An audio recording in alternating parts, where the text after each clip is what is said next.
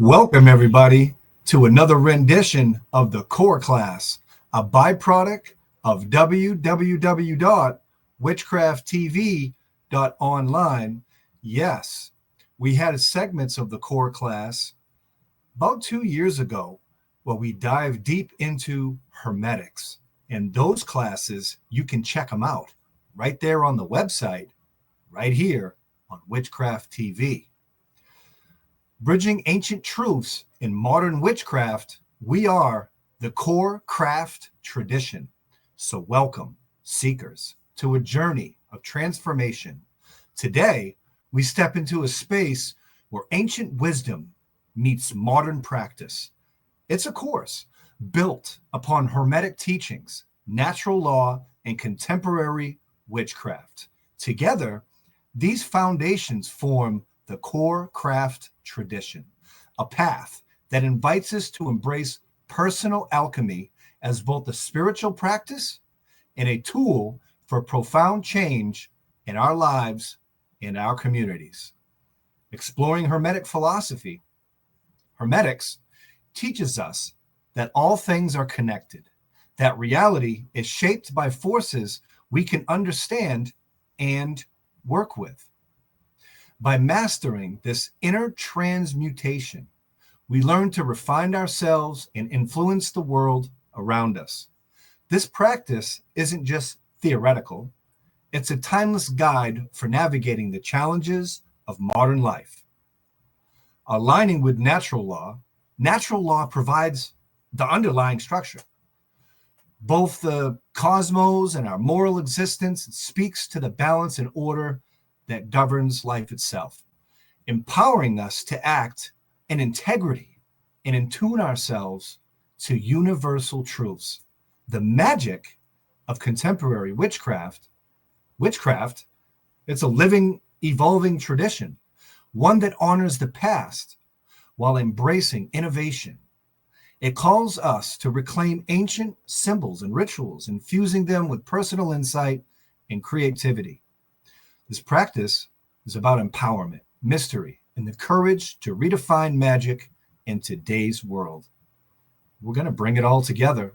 In this class, we unite these three powerful forces into a cohesive, transformative practice, whether your path is guided by inner alchemy, universal laws, or personal expression through witchcraft. Here you will find the tools to deepen your understanding and reshape your world. And trust me when I say you can reshape your world, because I've done it. I'm a burden of proof. Let us step forth with open minds and open hearts, ready to bridge past wisdom with present challenges in a craft, a future aligned with our highest ideals. Welcome to the journey. As far as highest ideals go, you know that I've been talking about that for a very long time.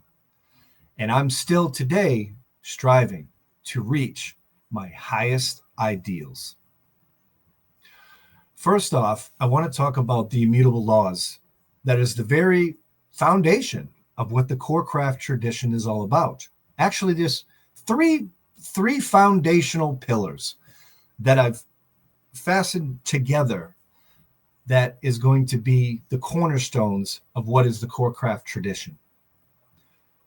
And the first is immutable laws, the Hermetic principles, the laws of universal truths of magic. And I really like these laws because they're immutable. And to me, immutable means something that simply is and can never be argued with, that they aren't so. I love a craft that can't be argued with. I'm just in love with the concept that it's not something that any scholar or sage or witch or magical practitioner around the globe can ever argue about successfully. So the truth is magic doesn't exist in isolation.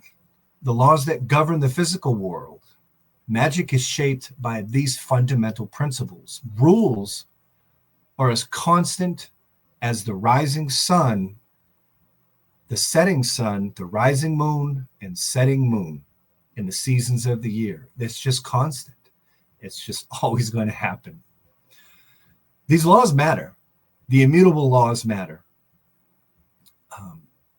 Drawing from the Hermetic wisdom in natural laws, these principles, they govern all magical operations. They guide spellcraft, rituals, and conscious manifestation, ensuring that all of our intentions align with the deeper rhythms of the universe. Law of mentalism, all is mind, everything in existence originates from our thoughts, from our consciousness. The universe itself is a mental construct, meaning reality is shaped by perception and intention. This law teaches that by mastering your thoughts, you can influence your reality. And that's exactly what I've been doing. Law of correspondence, and this is a real popular one, in occultism everywhere, as above, so below, as within, so without. Patterns repeat across different levels of reality. The microcosm reflects the macrocosm, meaning the structures of the universe mirror those within ourselves. Understanding this allows practitioners to align their inner world with external manifestations. All about within, all about the self. And I've been learning, and we can learn together, that when we change ourselves within, the world around us starts to change. Law of vibration. Everything moves, everything vibrates. All matter and energy exist in a state of constant motion. Different frequencies determine the nature of existence. By attuning yourself to higher vibrations, meditation, ritual, or music, like I like to do, you can shift your reality. Law of polarity, everything has an opposite. Everything. Sun and moon, for an example. Light and dark, expansion and contraction. These forces are not separate, but different degrees of the same essence. Recognizing polarity helps practitioners harness opposing forces for balance and transformation. The law of rhythm, everything flows in cycles. Nature moves in patterns, seasons, tides, life cycles, moon phases, creating balance and momentum. Understanding this law helps practitioners work with natural rhythms rather than against them, ensuring harmony in magical and also in personal endeavors. Law of cause and effect, every action has a reaction. Magic operates through intention and consequence. What is sent out does returns in kind. This law reinforces the importance of mindful action, as every spell, thought, and deed influences the greater web of reality. One thing that comes to mind is when Raymond Buckland went to a show to be interviewed. He talked about this a little bit, and that's kind of where the law of three of return came from. That karmic times three. Whatever you put out in the world comes back times three. And I'm not so sure that it actually is a times three. I think Uncle Buck was probably on the spot during that interview show, but it definitely embraces the concept of law in cause and effect. Law of gender. And this is kind of a touchy one, particularly with current societal norms. But let's face it, as far as the Kabbalion goes, in Hermetic law, masculine and feminine exists in all things. There's female chromosomes in me, and I acknowledge that. Similar like the yin and yang symbol. Creation requires the interplay of active and receptive forces. This law is not about biological sex, but about the balance between assertive and nurturing energies. Mastering this principle allows for a greater creative and magical potency. Each of these laws form the foundation of magical practice, shaping how energy moves and manifests. By understanding these laws, you empower your craft and refine your connection to cosmic order. These laws they're not like abstract, they're practical keys to unlocking deeper magical mastery. mastering yourself. By working with them, you refine both your craft and your understanding of yourself. Natural law serves as both a moral compass and an energetic framework in magical practice. Ethically, it teaches the values like integrity, respect, and balance, that they're not random. And I think ethics is something that the witchcraft and pagan communities really need to take a look at. Recently, there's been all kinds of mudslinging. Everybody's always throwing mud. Okay, where did our ethics go? Integrity, respect, and balance. They're not random. They emerge naturally from the order of the universe. Energetically, it reminds us that everything is vibrating at a unique frequency by allowing these frequencies to happen through ritual, meditation, intentional actions. You work in harmony with the universe rather than struggling against it, working with the natural ebbs and flows. I think that's witchcraft at its core. In magic, every spell and ritual is a conversation with these universal forces. You're not simply moving energy. You're engaging with a living system that reflects both the moral and vibrational rhythms of the cosmos, the microcosm and the macrocosm. Recognize this, transform your craft into a practice of alignment, responsibility, and respect for Mother Nature's inherent order. By understanding the natural law, you can see that your magical work is a part of the greater web of cause and effect. Every thought, every action, and intention shapes your reality. You create what you're going through right now. This invites a heightened awareness where magic is not about the change, but about conscious co-creation with the universe. The core metaphysical law of nature. These foundational principles reflect the deep energetic patterns that govern all existence. Law of divine oneness. Everything is connected. Every thought and action creates ripples across the entire web of life. Law of vibration. All things vibrate at specific frequencies. Aligning these with frequencies that helps create change reality. The law of correspondence. Thank you so much, Kimberly. Nice to have you here. I'm just going through some of my notes. Law of rhythm. Everything moves in cycles, seasons, tides, itself. Rhythm maintains balance in the cosmos. Law of cause and effects, which we went over before. Every action has a reaction, intention, and deep shape reality. The law of balance. The universe maintains equilibrium between opposites, light and dark, creation and destruction. And speaking of the balance within creation, it reminds me a lot of, the whole thing where we have our political shifting, where a lot of the community is kind of attacking, even magically, and with the political landscapes. By attacking them, it kind of gives them more power than it is by trying to shape what led it to happen altogether. It's a very deep situation when you apply hermetics into things like, politics. So many different leaders and elders are talking about political situations. And I really wish that the entire core of the craft would swing back to being servants of nature. The law of transmutation is a big one, something that I'm going through personally. Energy never disappears, it changes form. Understanding this allows to transform challenges into growth. The whole concept of the revival in Wicca of contemporary witchcraft, it's all about transmutation, transforming into something different all the time. It's always going to be evolving.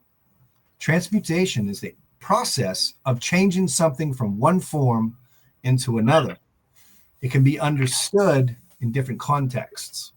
Transmutation, it has an alchemy context. It's that legendary practice of turning base metals like lead into gold. How many stories in folklore have we heard of that? The medieval alchemists, they sought physical formation.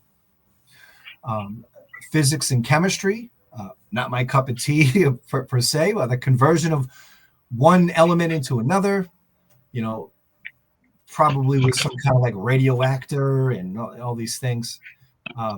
But the transmutation that I really adore is the magical and spiritual practices of transmutation, the conscious shifting of energy, turning fear into courage, stagnation into growth, or negative emotions into wisdom. Anytime that you can turn a negative situation into a positive situation, you, my friend, are doing transmutational magic, and it's very, very, very pretty. In the Corecraft tradition, transmutation is about harnessing opposing forces and refining them into something higher. It's not about rejecting challenges, but transforming them into sources of power and insight. Polarity and transmutation, refinement through opposing forces. They're powerful tools. Polarity, the world exists in pairs. And this is seen when we look in the mirror. If you look in the mirror with your face, half of your face is mirroring the other side of your face. It's the polarity. Everything works in pairs, light and dark, joy and sorrow, creation and destruction. These opposites are not separate forces, but different expressions of the same energy. Even where, and this is very hard for me as I dig deeper in everything, but I was talking about the political landscapes. Even in politics, there's two opposing forces, but they're the same energy with different agendas, I imagine. And those agendas ebbs and flows as time goes on. In 30 years, I predict that the Republican Party will turn into the Democratic Party because it's a cycle. Recognizing this helps us move beyond rigid, either thinking and seeing challenges as part of the greater whole. The path of the Corecraft tradition is not about forcing the change. It's about understanding and working with the energies of the universe. And we have Sophia. Sophia, thank you so much for joining us from England. Love that you have us here. Awesome. Great. Glad to be with you, Harold. Awesome. But yes, we're kind of just going over the fundamentals of the core class, and Sophia was involved in the first round of core classes, I think 1 or 2 years ago, where we dived really deep in those classes. Every one of them can be found on the Witchcraft TV website. When you go to the top right-hand corner, you can look under the Corecraft tradition, and all of those classes, I think there's 22 of them, all about the Hermetic principles. In these classes, I'm going to get more in tune with taking that as a foundation of a tradition of the craft that I think that needs to be expressed in the name of Hermes and Thoth. I think that it is definitely time. The path of the Corecraft tradition is it's not about forcing the change. It's about understanding and working with the energies of the universe. By embracing the polarity and the transmutation, we turn these obstacles into stepping stones and refining our craft to practice more awareness, more adaptation, and more mastery, and hopefully mastering ourselves. This approach invites you to see magic as an active dialogue where every thought indeed shapes reality and every challenge holds the potential for transformation. There's been several magical orders that has incorporated these immutable laws of magic into their teachings and practices. Some of the most well-known ones are the Hermetic Order of the Golden Dawn. Hermetic Order of the Golden Dawn, there were people like, I believe, Dion Fortune, Mathers, Aleister Crowley, Israel Regardie. These were all people that were involved in that particular order. One of the most influential Western esoteric orders of its time. It integrated Hermetic principles, Kabbalah, ceremonial magic, the laws of mentalism, the correspondences, the vibration, all that we've been talking about. Another one that incorporates these immutable laws of magic is the OTO, which is still alive and active today. Telema, founded by Aleister Crowley, and incorporated the law of gender and polarity in its magical framework. The Christian mystics, and I think they're Gnostic, the Rosicrucian orders, focus on spiritual enlightenment and alchemy, transmutation. I think transmutation is definitely the word of the day. But yeah, and there's all kinds of other orders too. And one thing that I've always said, and even the last time we had rounds of the core class, was that only with the sweat of your brow are you going to obtain like the magical power. And it's kind of, a lot of these lectures are kind of boring, and I definitely will try to make it fun. I'm going to show you how I cast circles, how I do rituals, and all kinds of different things that can bring us closer to unseen spiritual thing, raise the aura. And with enough dedication of the sweat of your brow, anybody that comes to these classes, and I know quite a bit of people are going to come to the classes and watch them later. I'm pretty sure of that. But with dedication to it, I guarantee that when you walk into a room and you haven't seen somebody for a while, they're going to come to you and they're going to say, "Hey, have you lost weight? Have you been working out? Man, you look great." And the reason why they're going to say that is because your aura is going to be shining so bright, then it's going to be the only way that they can describe to you that you must have, changed your appearance, because you look great. And I wrote something similar to and it's actually taken from, I mentioned the Hermetic Order of the Golden Dawn. And in the beginning, the Golden Dawn was basically founded by, I believe, Rosicrucians in the beginning.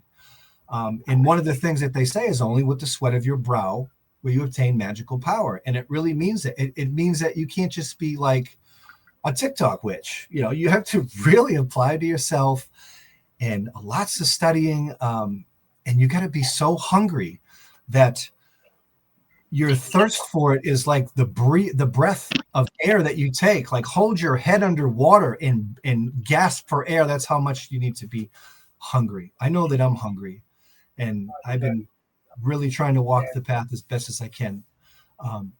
So yeah, with hands worn by labor and minds sharpened by wisdom, we stand before the sacred fire, bearing the fruits of our toil. Magic is not given, it is earned through relentless pursuit. Each spell, each rite is a testament to our dedication. No shortcut shall tempt us, no ease shall distract us, for only through discipline do the mysteries unfold. As we close the sacred work, may our efforts bear true power. May our deeds honor the path we walk. From the forge of will we craft continues, and in the heart of our striving magic rises anew. If you guys just showed up, thank you so much, Kimberly, for dropping by. Sophia, you've been a longtime supporter of my work, of Witchcraft TV, of everything. You're here today. I'm so glad that you're here. I really thought it was time. As I walk the path, as I walk around my country, the United States of America, as a seeker, in dealing with so many organizations and families of the crafts and groups, and seeing what's really going on behind the scenes, I know that this is the right thing to do. I just do. It just feels right. There's a sense of integrity that's being lost, and there's a sense of, I just feel like, why aren't our modern leaders and shakers and movers, why do they not take their craft and apply it with these principles from the Kabbalion and the Hermetic principles, particularly with all of the political things that are going on? And I get it. People are scared out there. People are really scared and concerned. I get it. But some of the actions that's going on, all it's really doing is strengthening the opposition, because they wouldn't exist if it wasn't for them. It's giving them power. And I think that transmutation is the way to really make a change. And how to do that exactly, I haven't yet figured out. But as we dive into this whole thing, together, and I've always disliked the terminology as I'm a teacher. I feel like more of a guide, because I too am a seeker too. But I'm thank you so much for y'all stopping by and checking out the presentation.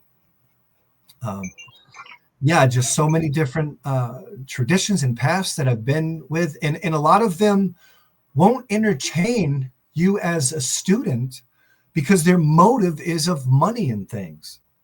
And I'm pretty positive that with our British traditional witches out there, that's one of their tenets, is to, when you charge money, your motive becomes different, and your motive becomes money and not anything else. And it seems like the only exception is, tarot card reading, it seems, but just interesting topics. Another thing that I want to point out is when it comes to initiations in the craft, I listened to a documentary with the very man who brought Wicca to America. His name was Raymond Buckland. And I listened to a documentary with him, and he said during an interview that every bit of mystery, of oath-bound, anything is documented somewhere out there already, but it's up to the seeker to find it. And I always adhered to that, because as long as I indulge with, media and witchcraft with every different family, it just seems like whoever I'm working with at the time, because who I'm working with them, they all of a sudden want to detach from working with me because they have particular biases. And it's very unfortunate the community does this. And I get it. It's almost like, well, we are a tribal community, so it's just bound to happen. But it's very upsetting. And I don't know if I ever can make a difference, or even if I should, or even if I can. But it'd be interesting to put the Hermetic type of test to maybe getting along, so to speak. Does anyone have any questions or comments or anything? I want to open up the floor so it's not just me talking. Harold, we are all humans. This is what unites us.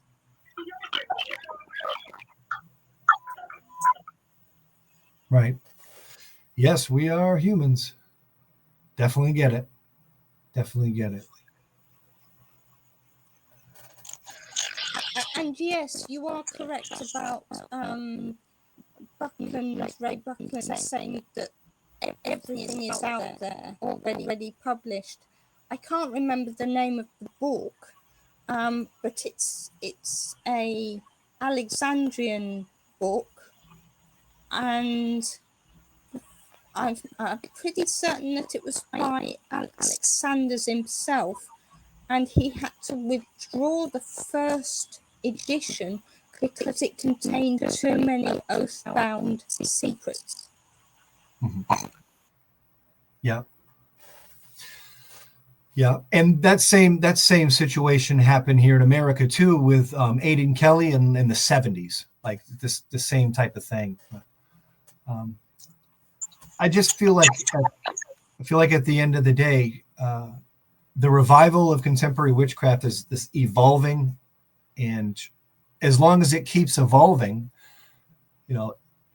we will never die. It will always be reborn somewhere.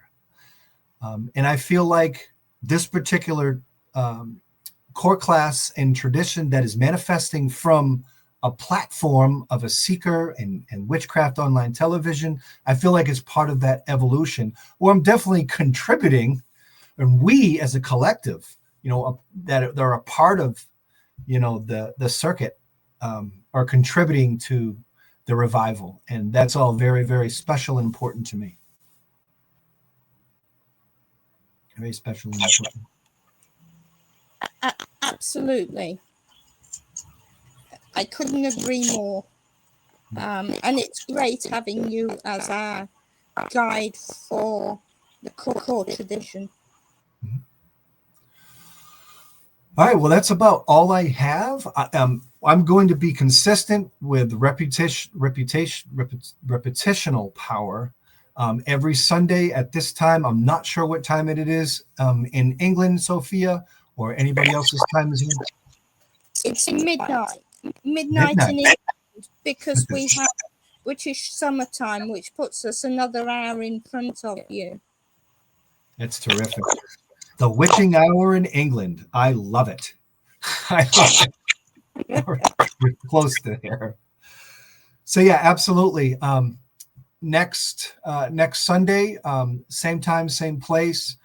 We'll see what comes up or what spirit moves for this. I think casting a circle is in the future. I think Kabbalistic magic is in the future. I think the explanations and functions of elemental weapons are in the trajectory. I'm feeling like we can explore a lot of things together. Thank you so much for everyone's time. This will be on the social media, and it will also be rebroadcasting on Witchcraft TV with our very own Core Crash tradition. And even though we now have our own tradition of, the Witchcraft TV circuit and media platform, we still welcome and honor all pagans, all witches, and all magical paths right here in Witchcraft TV. Blessed it be. Mwah. To everyone, thank you so much for putting up with my witchcraft crazy. Blessed be, and everyone attending. Witchcraft TV t-shirts are now available. Wow. Witchy Kids Network tees right here on our website. Order yours today and support the hottest online witchcraft television station on the planet. Wow! Your very own Witchcraft TV teddy bear to cuddle while watching your favorite Witchcraft TV show. Try our Witchcraft TV multivitamins for good health. Never miss your favorite Witchcraft TV show with our official wall cloth. Drape yourself with Witchcraft TV pride with our jewelry. With our official coffee mug, you can sip in style and watch your favorite shows. These collectibles are available now, right here on our website under Witchcraft TV merchandise.